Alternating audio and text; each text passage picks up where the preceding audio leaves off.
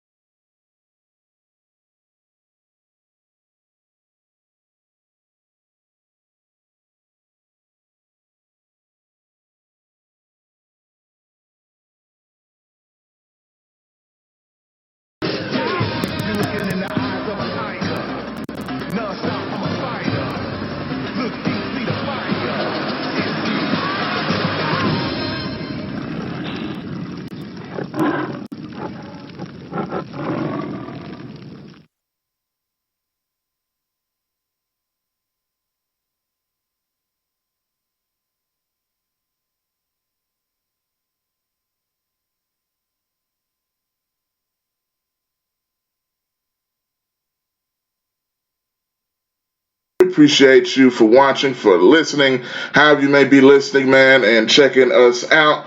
Gonna dive right into this, man. This is our first edition of Postgame Live, so y'all can check us out after every major sporting event going on in and out of the city of Memphis. So check us out, man. So first of all, you can hit us up right now if you want to talk about the game, if you're excited about what you saw today, if you just have... Even if you're worried about what you saw today, you can hit me up. Of course, I am your host, Joshua Midget, coming to you live. And I want to talk about this game, man. Memphis Tigers, they defeated their, I don't know what you want to call them, big brother. I mean, Ole Miss claimed they were our big brother coming in, but we made them look like the little brother on this afternoon. The Tigers win 15-10 in this in the game on this afternoon, man. So we appreciate y'all checking us out.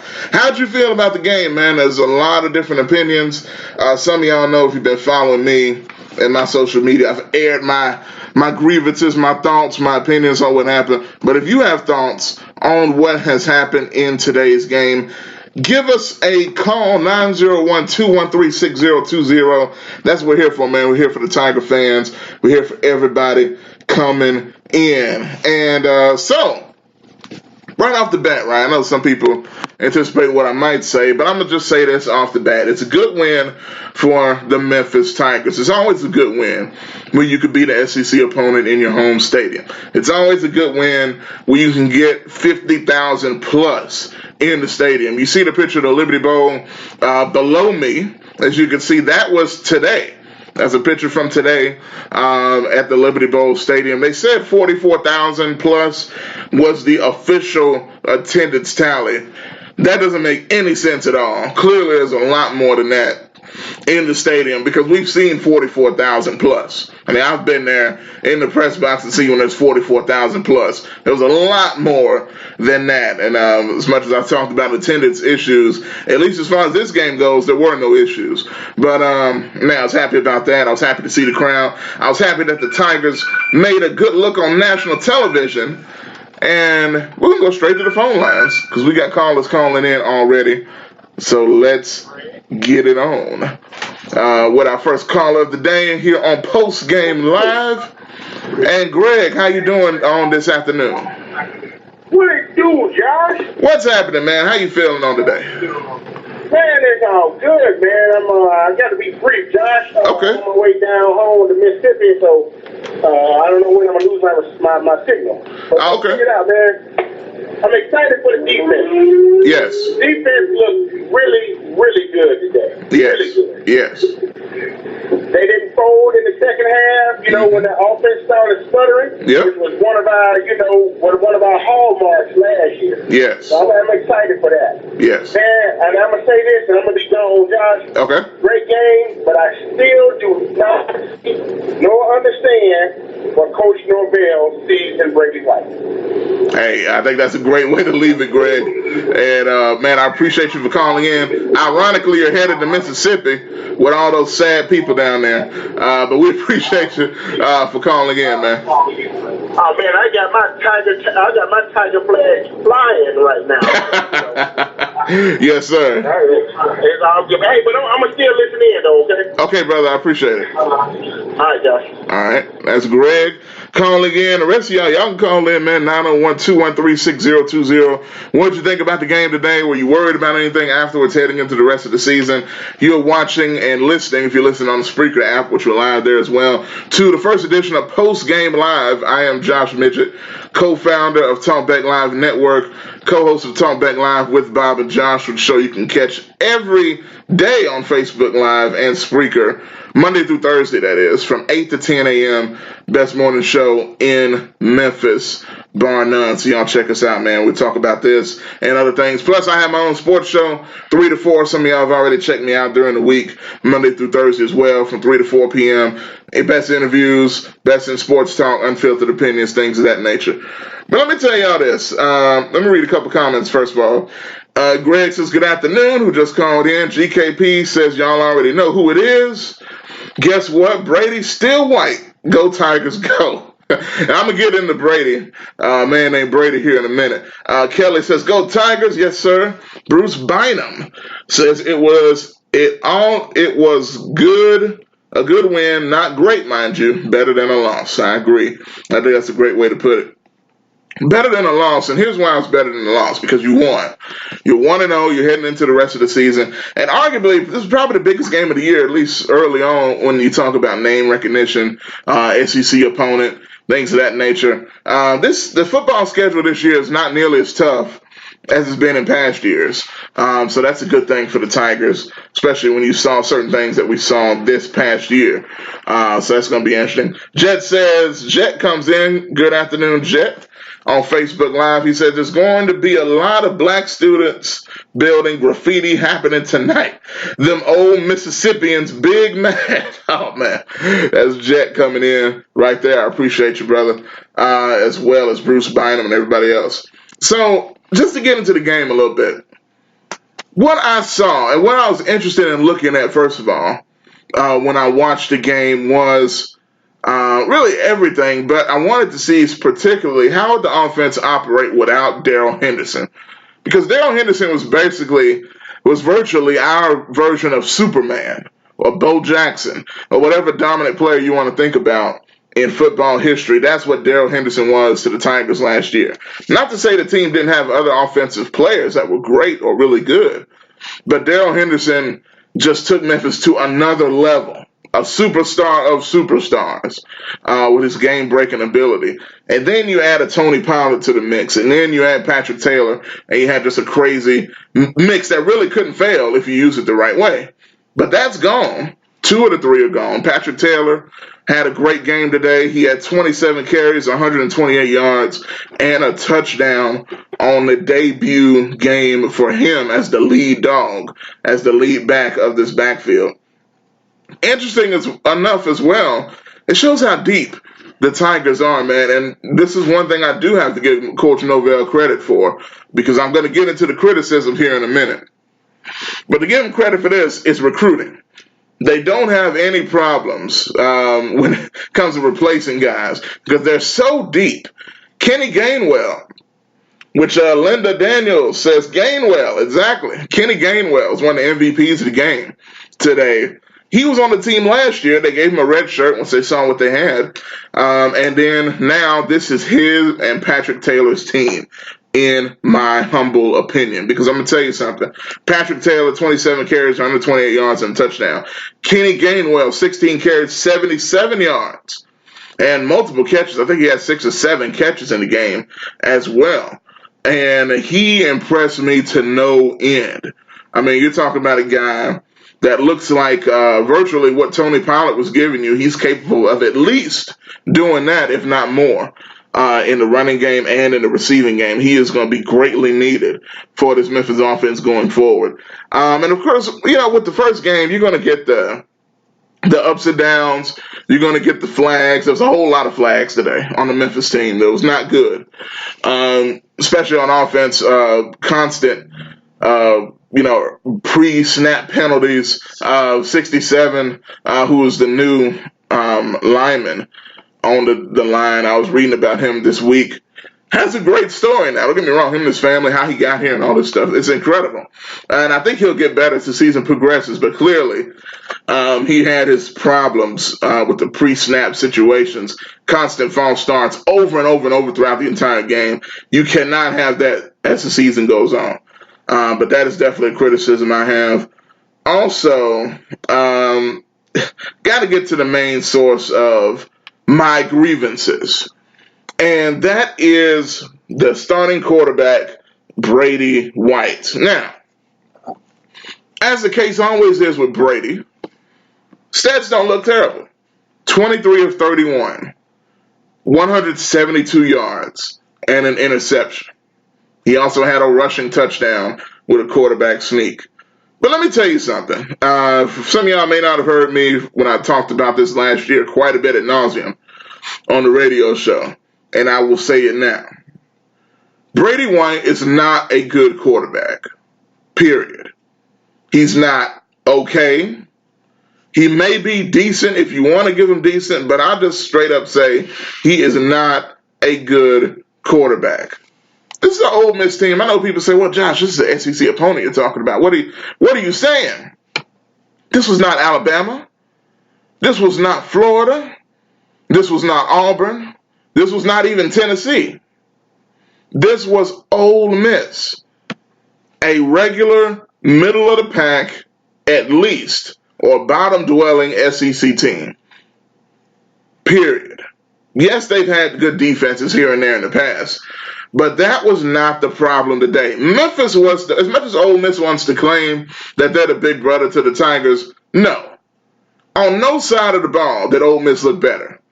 Brady White even looked better than their quarterback, to be perfectly honest with you. That shows how bad their quarterback was, because Brady White didn't look good at all. But all that being said, Memphis should have won this game 35-10. It shouldn't have been no 15-10. It shouldn't have been any drama at the end of the game, which within the last 3-5 minutes, the game was up for grabs. And you know why it was up for grabs? Because of Brady White. because of the poor play calling of Mike Norvell in certain situations. People don't like to criticize Norvell or Brady for whatever reason. And I know, like I said, I give Norvell credit where it's due with the things he has done, bringing in great talent. He's done a great job and is still doing a great job. But as far as managing certain situations on the field, he's done a terrible job. Let's look at the multiple 4th and 1 situations. I remember one where they converted. But other than that, let's look at the one crucial that ended up costing them points on the flip end. The 4th and 1 where they passed the out screen to DeMonte Coxey. Instead of running Patrick Taylor up the middle, who's been dominating their defense the entire game, you're deciding to throw with Brady White, who hadn't had a lot of success in that game up to that point, and throw a pass like that they've seen the whole game. It just didn't make a lot of sense to me. When you have a backfield, Kenny Gainwell, Patrick Taylor, and already proven to be the next potentially great 1-2 punch in the backfield for the Tigers. So I'm not a fan of the play calling I saw from Norvell. And this is the first game, once again, so I'll be fair in that aspect. But right off the bat, this team does not look nearly as explosive as it can be. You have all-conference candidates all over the field. DeMonte Coxey is a potential All-American. Joey Magnifico is, selected to be one of the top possible first-team AAC tight end. You know what I'm saying? You got Patrick Taylor, definitely a potential first-team AAC running back. Kenny Gainwell, possibly newcomer of the year type of deal. I just don't understand. Everything is there. Maybe except that second receiver and quarterback. The quarterback is bringing the team down. And I know Norvell isn't an idiot. I don't think he is, because I think he knows offense. But as a coach, you have to see that Brady White is handicapping your offense from what they have the potential to be. If you have an explosive quarterback, if you even have a quarterback that can move, that doesn't look like a stick in the mud, this team could be so much better. I love the up-tempo offense. I love moving the ball down the field. But all this dinking and dunking up and down the field is not going to work. And let's talk another thing. DeMonte Coxey, who looked good despite the Brady White indeficiencies. But there were so many times where they have to constantly run plays where the receivers have to run to the ball instead of the ball coming to them. You know what I'm saying? Everything they do is handicapped to the quarterback's deficiencies as a player. Coxey had to come back to the ball, and even coming back to the ball on a short pass, most of the time the passes are too short, and the receivers have to slide on the ground and get under the ball to keep it from being an incomplete pass. That happens so many times in this game with Coxey, with Gainwell, with the other number 2 receiver as well, with so many of these guys. And they have to slide and try to make a catch. And if you're sliding trying to make a catch, you're going to be down, because in college football, you're down once you hit the ground. So that immediately takes away any yards after the catch you could be getting. So it just robs the offense as a whole, no matter how you want to look at it. But even if you disagree with me, I open all opinions to the show. You want to leave a comment, you can. You can also call in 901-213-6020. This is Postgame Live, the first edition, brought to you by Talkback Live Network. And we appreciate y'all for tuning in. Linda Daniels, said Gainwell with the huge exclamation points. Exactly. Linda, I agree. Gainwell looks like he's going to be a star already. Jet says, if you need yards, Kenny will gain well. Okay, Jed, there you go with these jokes. But you're right. I do agree with that. Here goes Bob in here, who's my co-host, or who's the host, that is, of Talkback Live with Bob and Josh. Y'all know because you see him every morning. He says, the coach is doing everything he can to make Brady White look good. Seems he's promised the parents that he can get him to the next level. It's a very interesting point. Very interesting point. Right there. And if y'all know, once again, we've talked plenty of times on the show that for whatever reason, even to the dysfunction of the team to a certain point. Brady White seems to get every opportunity. Now, I know Norvell has a previous relationship with Brady White. He coached him and recruited him hard to bring him to Arizona State. I think he really gets behind the kid. Some players even said they're almost like father and son. So I don't have a problem with them having a relationship and being close. But you don't want it to be to the detriment of the team. And that's all I'm saying, man. Yeah, it's not a knock on Brady White, because everything I've heard, he's a good kid, a good person. But this is about football. Yeah, I'm going to judge them based off of what I see on the field. And what I see on the field is going to bring this team down from what they could be.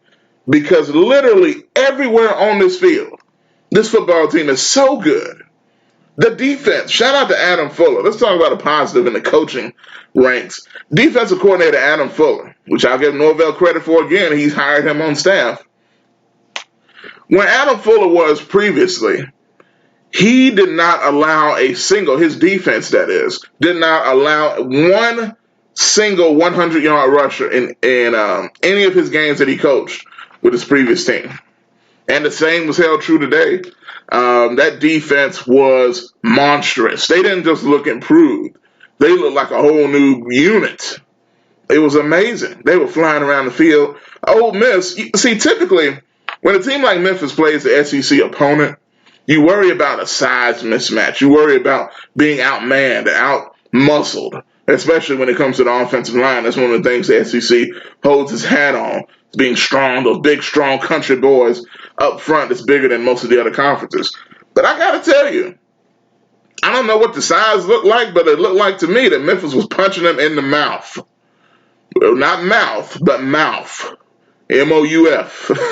They punched Ole Miss's offensive line in the mouth. And it was amazing to see. From JoJo Dorcius, who's the little brother of Dolan Dorcius, that was the former running back on the team. He looks great. So many other guys that I could name. Even the secondary did a great job, I feel like, as well. And what I was worried about, and one of the callers, or Greg that called in, brought this up, and I was a little concerned this was going to happen today. Exactly, jet mouth, in the mouth. But I'm going to tell you something. What's so interesting, and once again, if you want to call into the show, you can. 901, as you see scrolling across the screen in Memphis Blue, 901-213-6020. You can call in, give your short thoughts or opinions about what I'm saying, or to agree or disagree. Welcome all opinions, as well as your thoughts on this team going forward after game one. So, man, it's real interesting. But this defense flying all over the field, man. I really hope the nose tackle that was hurt, big number one, is okay. I was a little worried he was carried off the field. Was not able to put any weight on his feet when he was trying to walk off. So that's going to be something to watch after the game. And I'm keeping up with it as we speak to see if I get any notifications about that. David says, this team is loaded. Like you said last year, Norvell's down will be Brady White. I can count 3 games Mike himself lost with play calling last year alone. Trying to make Brady the man. Shaking my head. Ole Miss is slaw. Period, says David Q. Smith.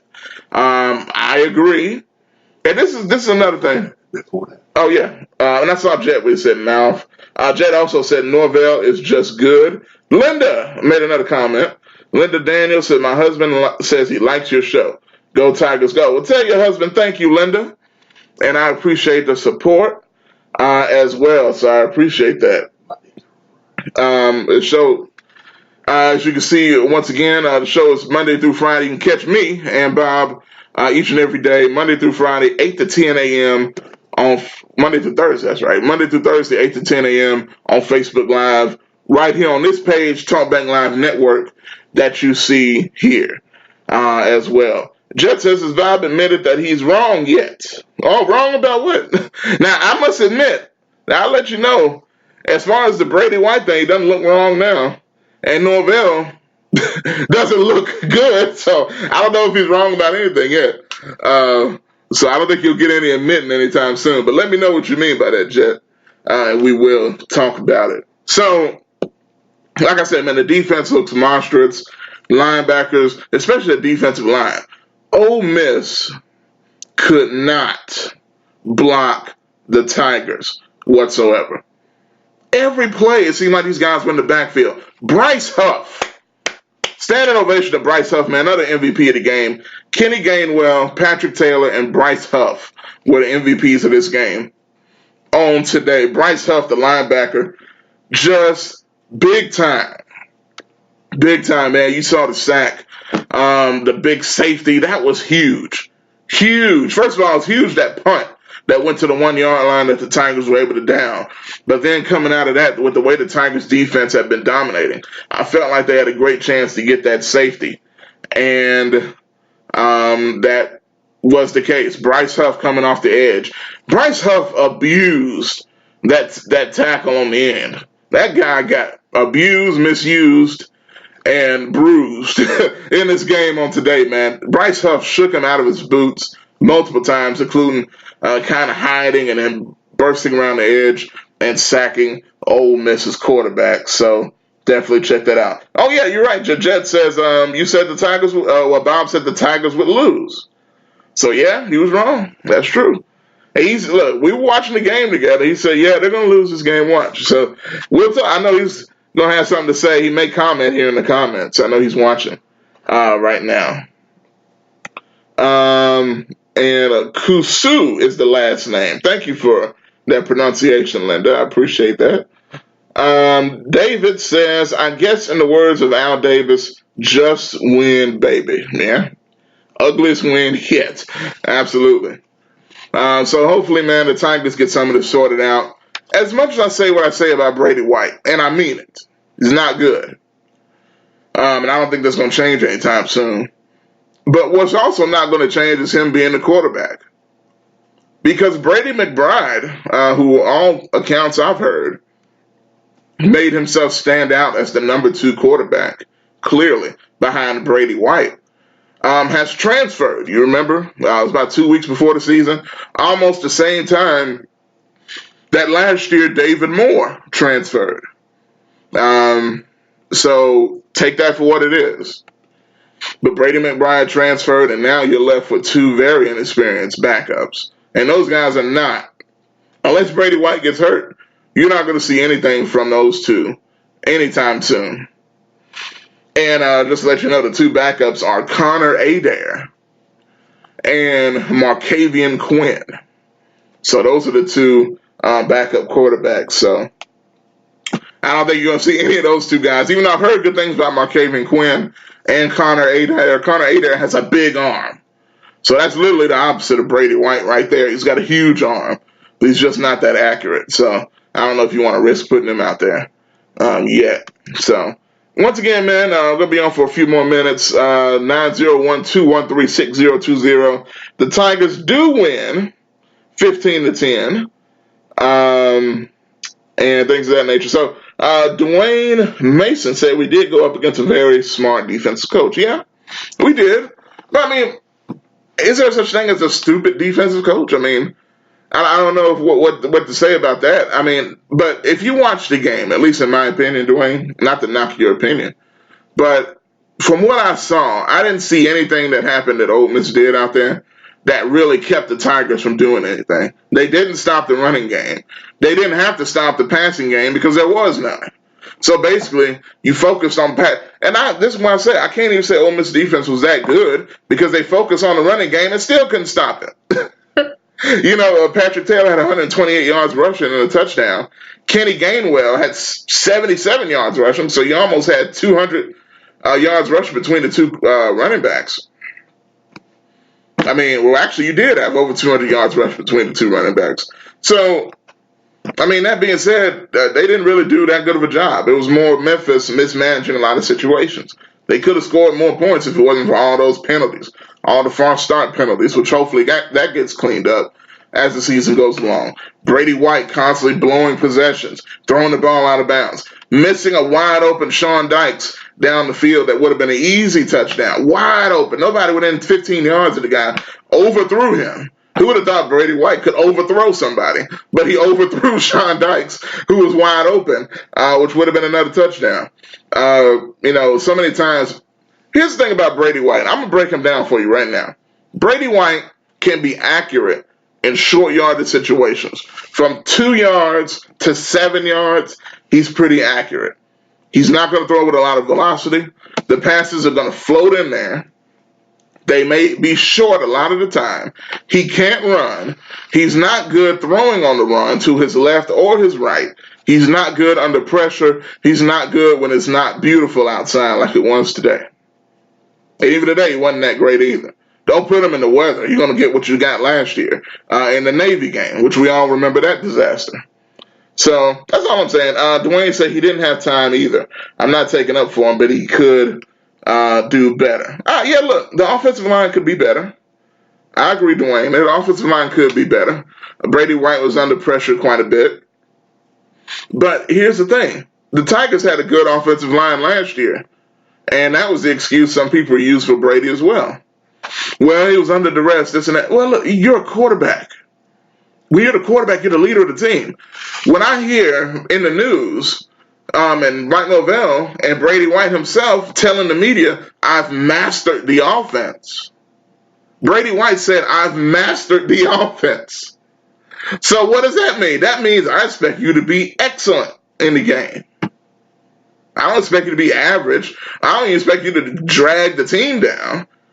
The defense was dragging the offense on its shoulders the whole game. You can't have that. In pro football, in college, in high school, you cannot have the defense carrying you because it's not fair to the defense. Playing defense, not to say offense isn't tough. When you're playing defense, it's a lot of energy you're exerting. You're trying to keep the game close because your offense is not doing anything. Now, the Tigers have been historically potent on offense throughout their history, and especially under Norvell, scoring a ton of points over the past 2 to 3 years. But if this is a sign, now once again, we don't know, and to be fair, maybe it is Ole Miss's good defense that we saw on display. But if this is a sign, it's not a good one. It's not a good one heading into the rest of the season. So the best thing about it is the fact that this was a win. It was against an SEC opponent against a nearly sold-out Liberty Bowl. And shout out to y'all, Tiger fans. Much love. It was critical of Tiger fans during the week, but much love to Tiger fans. Y'all showed up and showed out big time for the national audience. And the Liberty Bowl looked amazing in blue on ABC today. But all that being said, man, it's one of those things where we will see what happens going forward. And we better be glad that the schedule's not that hard. This even for an AAC schedule is not that difficult, really, compared to what the Tigers have had in the past few seasons. Once again, 901-213-6020. Some more comments here. Let's see. Bob says Memphis played the worst of the SEC. That's nothing to write home about. I can't deny. You couldn't get much worse unless you're playing Vanderbilt.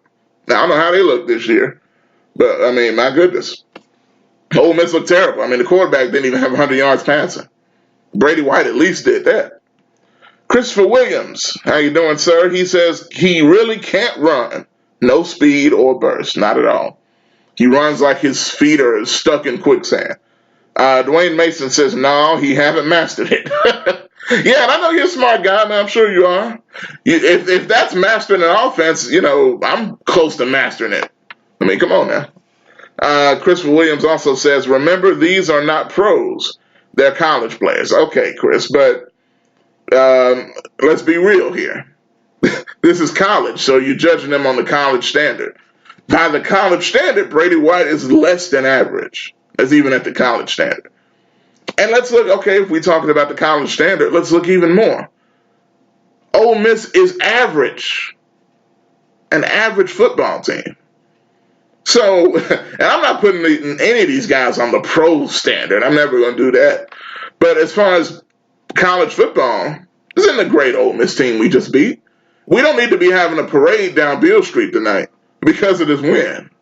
I do agree with Bob on that. But it's a good win whenever you beat an SEC opponent.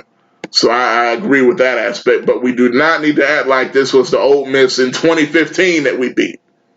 That was undefeated with Chad Kelly, crazy self, at quarterback, and Laquan Treadwell, stuff like that for Ole Miss and all the pros they had on that team. Robert Kimnichi and his brother, Denzel Kimdichie, on that team in 2015. That was a real Ole Miss team. That was a tough bunch of guys right there. That wasn't what this Ole Miss team was. This Ole Miss team was, as David Q commented earlier, slaw. This was literally the slaw that's on a barbecue sandwich at most of these restaurants that they force you to eat whether you want to or not. That's that slaw. It's not even good slaw. It's that terrible slaw. You know what I mean? No flavor. That's what Ole Miss was. Todd Harnett. Memphis played big boy ball on the O and D line. Yeah, I agree. Now, Todd, some people are criticizing the Tigers' offensive line. Y'all, Chet, come on now. You can't have a parade for everything, Chet. Come on, man. If you want a parade, go start one. I bet you could do a great job. Down the street.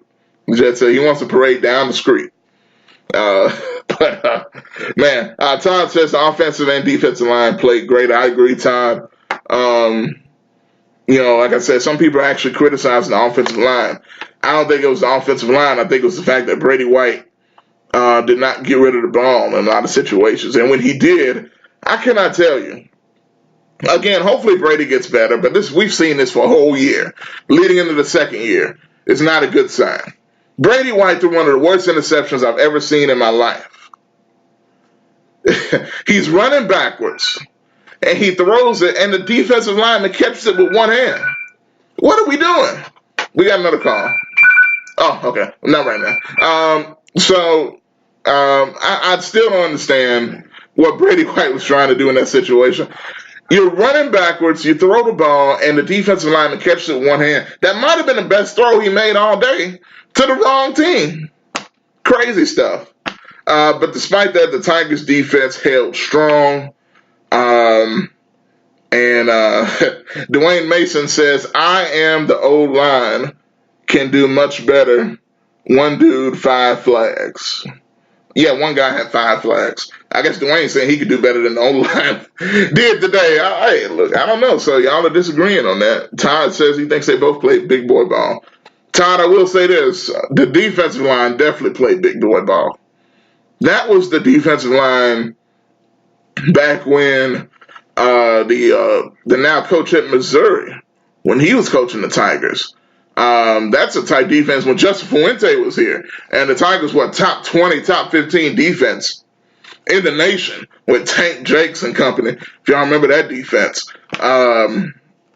That's the type of defense this looks like right off the bat. So when you can dominate an SEC offensive line like that, that says a lot for what this team could do. Danny Keith, how you doing, brother? Out of Jackson, Tennessee, watching. I appreciate that. If you got some thoughts, you can let me know. Phone lines are also open if you want to call in. 901-213-6020. Talking about the game today. Danny Keith says some of the play calls were questionable. Very much so. Very much so. Norvell, man, here's the thing I've noticed, and I said this on the show earlier this week. Mike Norvell, great recruiter, elite recruiter. He brings in great assistant coaches. I think, look, I'll give credit where it's due.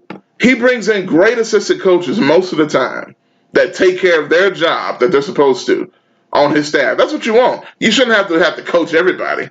You should let those guys do their job, and I think he does a good job of that. Offensive line coach, Silverfield, who's a guy that the NFL wants, that the Tigers keep hanging on to. There's other guys that have left and gone, but Adam Fuller, you replace the defensive coordinator that you had, your defense has improved dramatically. Give Norvell credit for hiring Adam Fuller and letting him do his job. But besides that, what Norvell is supposed to be known for is offense. And for the past 4 years, every year, yeah, we've had elite stats. We got to look past the stats, man. Yeah, the Tigers score 50, 60 points in some games. Got to look past that. I have said for years, if you look at the little things, the calls on 3rd and 3, the calls on 4th and 1, the calls on 4th and goal, the calls on 3rd and 10, it's in with the game on the line or with a big momentum situation swing. You know, Norvell has never really been good. Go back to the multiple AAC title games. Yes, some Memphis fans, you look at the surface, well, we've been to 2 straight AAC title games. How can you complain? I can complain when the coach has cost us 2 AAC championships with his play calling. Both games ended the same way. UCF, yeah, they were undefeated when they came into the Liberty Bowl last year, but if it wasn't for your play calling in the wrong situations, Memphis wins that game. Last year, UCF undefeated, heading into the biggest AAC title game of all time, with him and Scott Frost. This is the year before last. In the biggest matchup, the biggest stage Memphis has ever been on. You go into UCF Stadium with all the black shirts everywhere in the enemy territory, and you beat their behinds in their building, and you lose because of your play calling. You have Riley Ferguson at quarterback. You have Anthony Miller at receiver. Darrell Henderson, Tony Pollard, Patrick Taylor at running back. Sean Dykes. This team was amazing. And you blow it because of play calling. They're still really good. They're not as good as that team was. They're still really good. But your decision making in key situations costs. And it almost cost them today. That's 4th and 1. I'm just saying. A couple more here. Eric Nelson II. I appreciate you for watching. He says that target call ejection was crazy. I don't know. He hit him in the helmet. He did hit him helmet to helmet. Now, I'm going to be honest with you. My initial response was no way he should be thrown out. And I was watching with Bob, and he was like, well, no, he should be thrown out. Watch it again. Looked at the replays, different angles. I'm like, I still don't think it was malicious. I don't think he was trying to be nasty. I think he was trying to get a big hit on a receiver and trying to make him drop the ball. But he hit him helmet to helmet. There's no question. Obvious. Right in the face mask. Middle of the top of the crown of the helmet, hit him right square in the front of his face mask. And technically, by rule, they have to throw him out, whether it's malicious or not. So, I don't know if I could really argue it. I hated it because he's a really good defender. He had made a great play not too long before that, sacking the quarterback. Intense guy, seems like a really good tackler in the secondary. But his backup, as a matter of fact, got an interception later in the game. So I can't even trip. I think they did a good job compensating for that. Bob says, Norvell, great recruiter, but not a head college football coach. Ooh. Maybe he should be offensive coordinator, like he was at Arizona State. I don't know. But I think he's going to have a future as a head coach just because of his record. And that's what a lot of these coaches' reputation, people know you. They're going to give him a chance somewhere. Maybe. Those rumors have kind of died down with him and these other schools. Who knows? Dwayne Mason, Norvell, try for the big play instead of going with logic. Yeah. A lot of times he does. When you have Patrick Taylor, who's 6'3", 220 or plus, who's a monster, a guy that the defense did not stop at all. Throughout the whole game, they couldn't stop Taylor. It's 4th and 1. You hand him the ball. Plain and simple. Don't try to get too cute. I talked about it on my show this week. Norvell tries to get too cute too often, and it costs him. That's what he tried to do. Tried to get too cute. Tried to be too innovative, maybe. But once again, this was a win. Despite all these criticisms, the Tigers did win the game. 15-10 over Ole Miss. MVPs of the game, Bryce Huff, big-time plays, big-time constantly in the backfield. MVP number 2, Kenny Gainwell. First game, looks like he's going to be an absolute beast in the backfield with his counterpart and third MVP of the game, Patrick Taylor. who had nearly 130 yards rushing and a touchdown. So, all in all, it was a great afternoon, despite all the criticism here and there. It was fun to watch the Tigers on national TV. Fun to see them beat Ole Miss and get them put down a peg. And Ole Miss is not going to be very good this year. So I think that needs to be said as well, especially in the SEC West. You're in the same division with Alabama, Auburn. No, they don't have a chance. LSU, it's going to be tough for Ole Miss this year. And Matt Luke, their head coach, who knows what his future is going to be. I think it's already kind of up in the air. But, man, that's going to do it for me today. Let's see. There's another comment here. Danny says, with all the depth and speed on both sides of the ball, Memphis should win the conference. The QB and the play caller will decide how far they go. Great comment, Danny Keith. Bob says, if Larry Porter had this team and the things that Norvell has available to him at Memphis, he would do good as a coach. Oh, my goodness. That's enough for a show topic right there. With Larry Porter.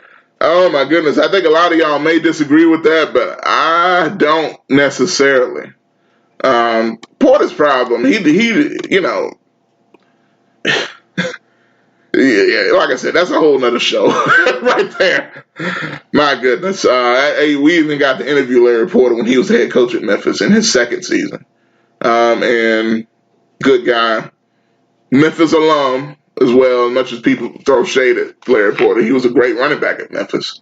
It is what it is, man. But I appreciate all the comments, the listens, the follows, and all that stuff. Want to remind y'all, if you don't know, I know I got a lot of new people in here from the Tigers groups and everything else. I appreciate you guys for watching. Going to be doing this often after Tiger games. So y'all stay tuned. Next week after the game, Postgame Live will be live and in full effect here, where you can still call in 901-213-6020 every week. And also, I'll be live Monday through Thursday with me and Bob, Talkback Live with Bob and Josh, 8 a.m. to 10 a.m., Monday through Thursday. And also, you can catch my sports show, sports exclusively, 3 to 4 p.m., Monday through Thursday as well. Share the video if you enjoyed it, if you appreciated it, if you loved it, if you enjoyed it, and I appreciate that. So, without any further ado, I am Josh Midget, co-founder of Talkback Live Network, and we will talk to y'all next time here on Postgame Live. Be sure to check me next time you'll see me. We'll be on Talkback Live in the morning with Bob and Josh. And Jet, I'm glad you said that. We will be doing this basketball season as well. After basketball games, you're going to catch me live. We're going to chop it up and talk about what happened. So, that's it, man. So I appreciate you guys for watching.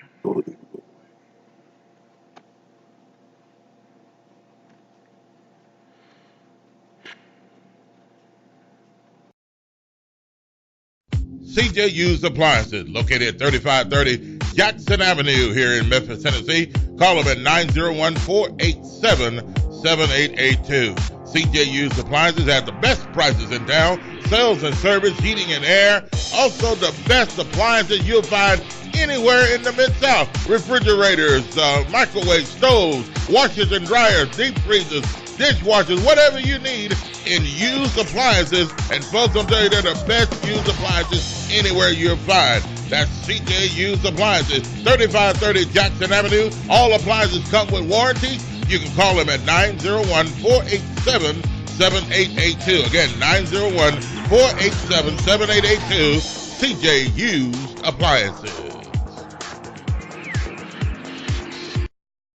Are you tired of going to the doctor with the same issue over and over again and never getting any relief? Are you tired of buying all types of vitamins and supplements, hoping but not knowing for sure that they will keep you healthy? Or are you getting enough of the right kind of nutrients that your specific body needs? If you answered yes to any of these questions, you need a nutritional blood analysis. With a nutritional blood analysis, we can take 1 drop of blood from a prick of your finger and analyze your body's nutritional needs, nutritional deficiencies, and nutritional imbalances. This analysis can provide an early warning of possible future health challenges so you can make the changes now to avoid the negative outcome. A nutritional blood analysis can be used to monitor a health challenge before and after adopting an approach to restore health and balance. It will also allow you the ability to determine the effectiveness of various approaches to restoring and balancing your health. So don't wait. Make your appointment. Stop guessing with your health. Know what works for sure. 901-602-7063.